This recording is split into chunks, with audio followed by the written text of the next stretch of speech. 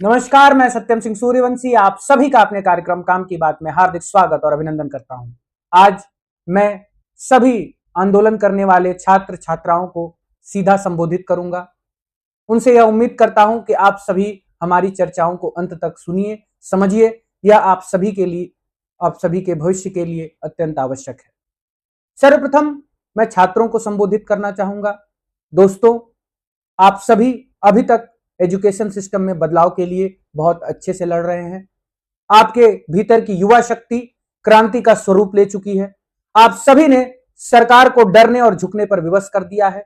इसीलिए इतनी आगे तक की लड़ाई लड़ने के पश्चात पीछे नहीं हटना है।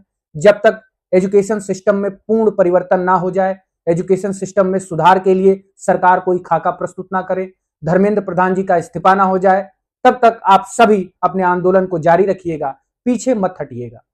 क्योंकि अगर आज आप पीछे हट जाएंगे तो आप सभी का भविष्य अंधकारमय हो जाएगा और आप सभी के भविष्य पर ही राष्ट्र का भविष्य निर्भर है। क्योंकि युवा शक्ति, छात्र शक्ति ही राष्ट्र के भविष्य के निर्माण की आधारशिला होती है। और आप सभी छात्रों के भविष्य को ध्यान में रखते हुए ही मैं 33 वर्षों के मौन के पश्चात प्रथम दृष्टया कॉकरोच जनता पार्टी के उदय के साथ ही अपने वक्तव्यों, अपने विचारों के साथ सोशल मीडिया के माध्यम से आप सभी से जुड़ रहा हूं। मेरा आप सभी युवा साथियों, युवा छात्रों, छात्र छात्राओं से व्यक्तिगत संबंध है। मैं आप सभी के कष्टों को समझ सकता हूं क्योंकि मैं उसी शिक्षा व्यवस्था से पलकर, उसी शिक्षा व्यवस्था से पढ़कर बड़ा हुआ हूं जिससे आप सभी पढ़ रहे हैं। मैंने वही चुनौतियां देखी हैं जो चुनौतियां आप देख रहे हैं। इसलिए मैं आप सभी की चुनौतियों और समस्याओं को समझता हूं। घर से लेकर स्कूल तक, स्कूल से लेकर विश्वविद्यालय और विश्वविद्यालय से लेकर परीक्षा देने तक की हर चुनौती को मैं समझते हुए सरकार से बातचीत करने का प्रयास कर रहा हूं। अपने संबोधन के माध्यम से सरकार को समाधान देने का प्रयास कर रहा हूं और आप सभी से यही उम्मीद है कि आप सभी हमारा साथ देते हुए हमारे आवाज में आवाज मिलाएं, हमारे सुर में सुर मिलाएं।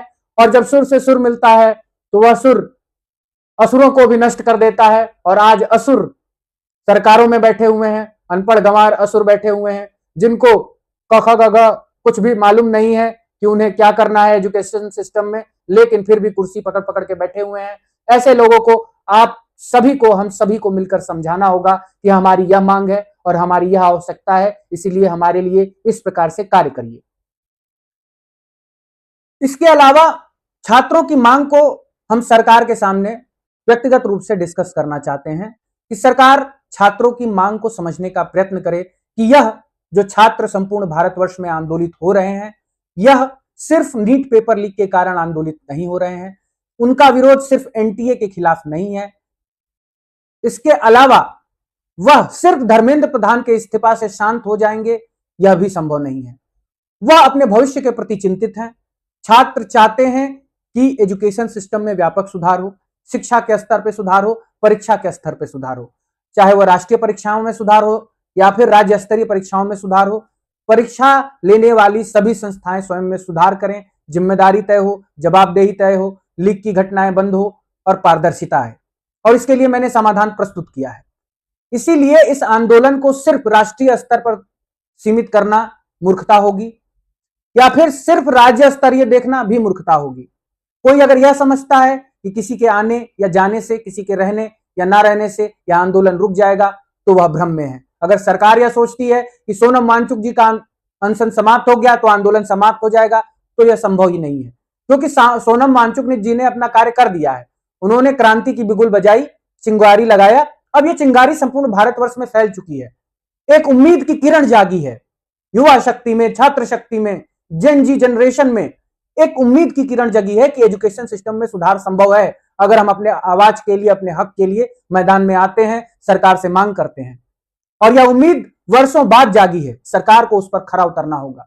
सरकार को शिक्षा व्यवस्था में, परीक्षा व्यवस्था में सुधार करना होगा और सिर्फ राष्ट्रीय स्तर की परीक्षाओं में नहीं, राज्य स्तरीय परीक्षाओं में भी सुधार करना होगा। एजुकेशन सिस्टम में शिक्षा व्यवस्था के पाठ्यक्रम, शिक्षा व्यवस्था के जो भी प्रकल्प हैं, विश्वविद्यालय, स्कूल इत्यादि, सब में व्यापक सुधार करना होगा जिससे छात्रों के बेहतर भविष्य का निर्माण हो सके। छात्र अपने भविष्य को लेकर चिंतित हैं। उन्हें आप धार्मिक प्रोपेगेंडा करके अब बहका नहीं सकते हैं।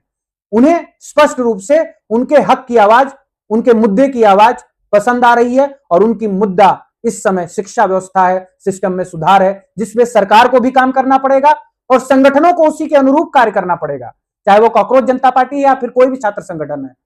आज कॉकरोच जनता पार्टी युवाओं को मंच दे रही है। जो छात्र आंदोलित हो रहे हैं वो कॉकरोच जनता पार्टी के मंच के अंतर्गत अपनी आवाज उठा रहे हैं। अगर आज कॉकरोच जनता पार्टी पीछे हट गई तो छात्र दूसरा मंच खोज लेंगे। यह आंदोलन किसी के रहने या ना रहने से समाप्त नहीं हो जाएगा। यह आंदोलन स्वतः ही युवाओं द्वारा चलाया जा रहा है।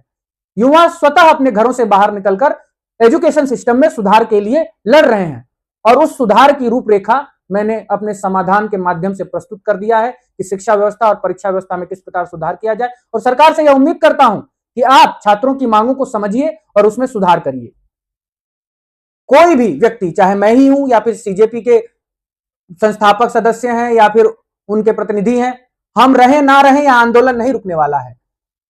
सीजेपी आज आंदोलन समाप्ति की घोषणा कर दे, फिर भी यह आंदोलन राज्यों में चलता रहेगा, क्योंकि राज्य स्तरीय परीक्षाओं में पेपर लीक की घटनाओं से परेशान लोग राज्य स्तर पर अपना आंदोलन कर रहे हैं। वह युवा शक्ति सिर्फ नीट पेपर लीक के लिए नहीं लड़ रही है, वह राष्ट्रीय स्तर से लेकर राज्य स्तरीय सभी प्रकार की परीक्षाओं में, विश्वविद्यालय स्कूल स्तर के सभी परीक्षाओं में पेपर लीक की घटनाओं के खिलाफ लड़ रही है। वह संपूर्ण ढांचागत सिस्टम में सुधार चाहती है और सरकार और चाहे कोई भी छात्र संगठन है उसको यह बात समझनी होगी कि यह अब आंदोलन स्वतः ही चल रहा है। अगर स्वयं को बचाए रखना है, मैदान में बनाए रखना है, चाहे कोई भी छात्र संगठन है, कोई भी सरकार है, तो आपको छात्रों की आवाज में आवाज मिलाना होगा, उनके सुर में सुर मिलाकर आगे बढ़ना होगा, उनकी मांगों को पूर्ण होने तक उनका साथ देना होगा, अन्यथा आप स्वयं भी समाप्त हो जाएंगे। क्योंकि यह छात्र है, जिधर छात्रों की गूंज चलती है उधर बड़े बड़े सत्ता के शिखर भी टूटकर बिखर जाते हैं। मीडिया इस समय छात्रों को बदनाम करने के लिए हाथ पैर धोकर पीछे पड़ गई है। कभी एंटी नेशनल सिद्ध करना चाहती है, कभी पाक द्वारा आयोजित बता देती है कि पाकिस्तान का समर्थन है, कभी अंतरराष्ट्रीय फंडिंग के द्वारा यह छात्र आंदोलन चल रहा है यह बता देती है। और मीडिया आज गाली सुनने का काम कर रही है और छात्र बहुत अच्छा कार्य कर रहे हैं तो बाकायदा भरपूर दिल से मीडिया को गाली दे रहे हैं। अब छात्रों से मेरा यह भी निवेदन है कि एक काम और करिए। सर्वप्रथम अपने मां बाप और दादा दादी को अंधभक्ति से दूर करना है तो घर से परिवर्तन शुरू करिए। घर का पेपर बंद करवाइए। आप घर पे लड़िए कि घर में पेपर नहीं आएगा, क्योंकि जितने न्यूज़पेपर आ रहे हैं ये सब अंधभक्ति परोसते हैं, सब सरकार द्वारा खरीदे हुए हैं। जितने न्यूज चैनल हैं उन सबको टीवी से गायब कर दीजिए। कोई न्यूज चैनल कोई भी आपके माँ बाप बड़े बुजुर्ग ना देख पाए, क्योंकि उसमें अंधभक्ति है। यूट्यूब पर कोई निष्पक्ष यूट्यूबर हो जो निष्पक्ष न्यूज देता हो तो उसको सब्सक्राइब करके और माता पिता को दे दीजिए, कहिए कि आप इसको देखिए। इस प्रकार से अपने परिवार में भी अंधभक्ति को समाप्त करिए। और स्वयं तो आप जागरूक हैं ही, आपसे जागरूक कौन होगा? आप सभी देश के भविष्य हैं, देश का मार्गदर्शक हैं। आप सभी के पीछे पीछे संपूर्ण भारतवर्ष को चलना है। आप सभी को आगे आगे बढ़कर अपनी मांगों को पूर्ण करवाना है और भारत का नेतृत्व करना है। इसीलिए आप सभी अपने हक के लिए, अपने आवाज के लिए लड़ते रहिए। मैं आप सभी के साथ हूं। लेकिन यह मेरा दुर्भाग्य है कि आज राष्ट्रीय स्वयंसेवक संघ जैसे संगठन जो राष्ट्र निर्माण और राष्ट्रभक्ति की बात करते हैं, राष्ट्र प्रेम की बात करते हैं, राष्ट्र निर्माण के लिए बड़ी बड़ी डींगे हाँकते हैं, वह छात्रों के विरुद्ध बात कर रहे हैं। इन आम छात्रों को जो जगह जगह लड़ाई लड़ रहे हैं अपने हक के लिए, अपने आंदोलन के लिए, एजुकेशन सिस्टम में बदलाव के लिए, उन छात्रों को वह विदेश से प्रायोजित छात्र आंदोलन बता रहे हैं। विदेश समर्थित, विदेशी फंडिंग से चलने वाला आंदोलन बता रहे हैं। सर्वप्रथम आप सभी छात्रों से निवेदन है कि आरएसएस को मुंह तोड़ जवाब दीजिए। उन्हें यह बताइए कि राष्ट्रीय स्वयंसेवक संघ को यह ज्ञात होना चाहिए कि उनका ही एक व्यक्ति आज यूनियन होम मिनिस्टर है। होम मिनिस्टर अमित शाह जी के अंतर्गत ही संपूर्ण फॉरेन फंडिंग नियंत्रित होती है, क्योंकि एफसीआरए का licence ministry of home affairs ही देता है।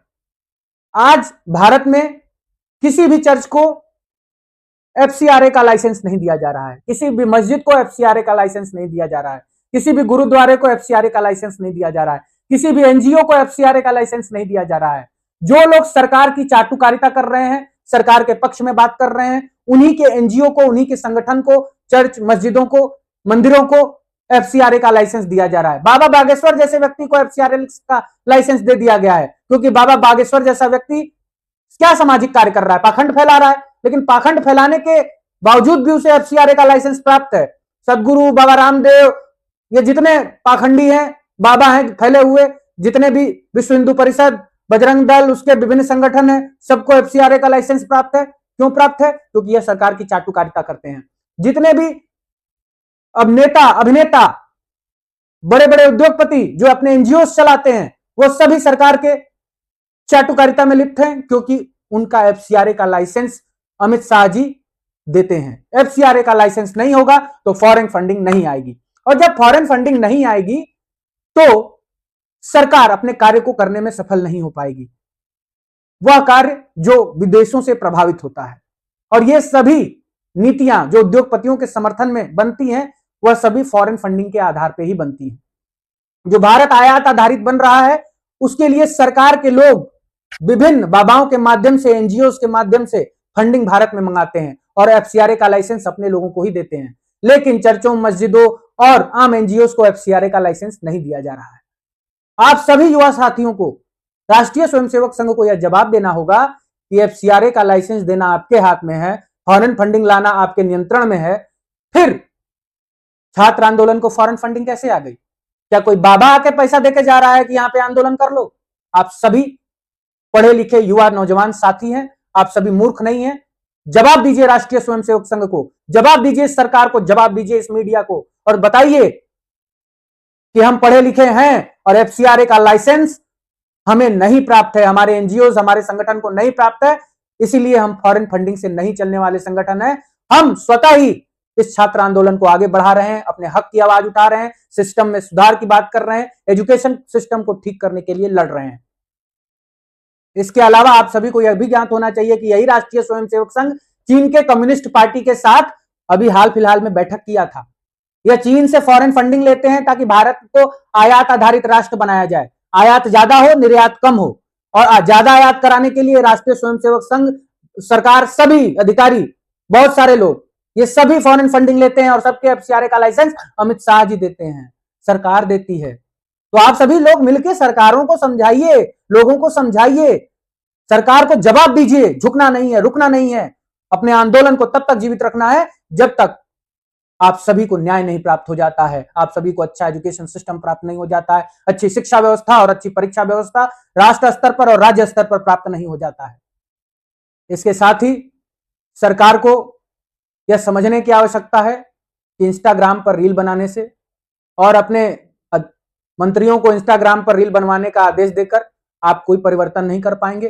रील बनाने के लिए भी कंटेंट बनाना आना चाहिए, बुद्धि होना चाहिए, ज्ञान होना चाहिए, शिक्षा होनी चाहिए। अनपढ़ गंवार मंत्रियों से यह उम्मीद मत करिए कि वो कंटेंट बनाएंगे और रील बनाकर डाल देंगे और युवा पसंद करेंगे। युवा आप सभी से को पसंद नहीं करते हैं, युवाओं की जो बात करता है वो उसको पसंद करते हैं। और आप सभी को युवाओं के भविष्य के लिए चिंतित होना चाहिए। युवा का भविष्य अगर उज्जवल होगा तभी भारत विकसित होगा। भारत को अगर विकसित बनाना है तो युवाओं का भविष्य विकसित बनाना है। युवाओं का भविष्य से ही समाज का भविष्य निर्मित होगा और समाज के भविष्य से राष्ट्र का भविष्य निर्मित होगा। और इसीलिए युवाओं की शिक्षा व्यवस्था पर कार्य करना अत्यंत आवश्यक है। सरकार के मंत्री और सरकार काम करने पर ध्यान दे। माननीय प्रधानमंत्री जी काम करने पर विचार करें, रील बनाने पर विचार ना करें और मंत्रियों को रील बनाने को ना बोले। और स्वयं रील बनाने से आंदोलन समाप्त नहीं हो जाएगा। आप किसी को भी खरीद लीजिए, मुझे खरीद लीजिए, आप सीजेपी के सभी नेताओं को खरीद लीजिए, संपूर्ण सीजेपी के संगठन को खरीद लीजिए, आप सोनम वांगचुक जी को खरीद लीजिए, किसी को खरीद लीजिए। यह आंदोलन रुकने वाला नहीं है। यह आंदोलन युवाओं का आंदोलन है, यह उनके भविष्य के लिए आंदोलन है। और यह आंदोलन तब तक चलता रहेगा जब तक युवाओं के लिए, एजुकेशन सिस्टम के लिए कोई काम नहीं हो जाता है, एजुकेशन सिस्टम में सुधार नहीं हो जाता है, शिक्षा व्यवस्था और परीक्षा व्यवस्था में व्यापक सुधार सुनिश्चित नहीं होता है और धर्मेंद्र प्रधान जी का इस्तीफा नहीं होता है। क्योंकि जवाबदेही किसी एक को तो लेनी होगी। बिना कुर्बानी के ये युवा शक्ति पीछे नहीं हटेगी, क्योंकि 22 लोगों की कुर्बानी देकर ये युवा शक्ति जागी है। करीब 20 से 22 छात्र आत्महत्या किए हैं नीट के पेपर लीक में, और पता नहीं कितने छात्र ने छोटे छोटे पेपर लीक के मुद्दों पर राज्य स्तरीय पेपर लीक में आत्महत्या कर लिए, जिसकी खबर सामने नहीं आई। उन सभी की कुर्बानियों के बदले सरकार को एक कुर्बानी देनी ही होगी और इससे युवा पीछे नहीं हटेगा। कुर्बानी भी चाहिए, सुधार भी चाहिए, एजुकेशन सिस्टम के शिक्षा और परीक्षा व्यवस्था में सुधार सुनिश्चित करना होगा। इससे पीछे हटना संभव ही नहीं है। आप सभी युवा साथियों से निवेदन है कि जागृति करिए, जन जागृति करिए और रील्स बनाकर फेसबुक के माध्यम से आप सभी अपने मांगों को, चाहे राज्य स्तरीय है चाहे सरकार स्तरीय परीक्षाओं का मामला है, उठाइए और हर जगह न्याय की मांग करिए। सभी संस्थाएं जो परीक्षा लेती हैं उनको जवाबदेह होना होगा। सभी राज्यों के शिक्षा मंत्रियों और राष्ट्र के शिक्षा मंत्री को जवाबदेह बनना पड़ेगा और अभी तत्काल में धर्मेंद्र प्रधान जी को इस्तीफा देना होगा। इसी के साथ आज का विषय समाप्त होता है। नमस्कार।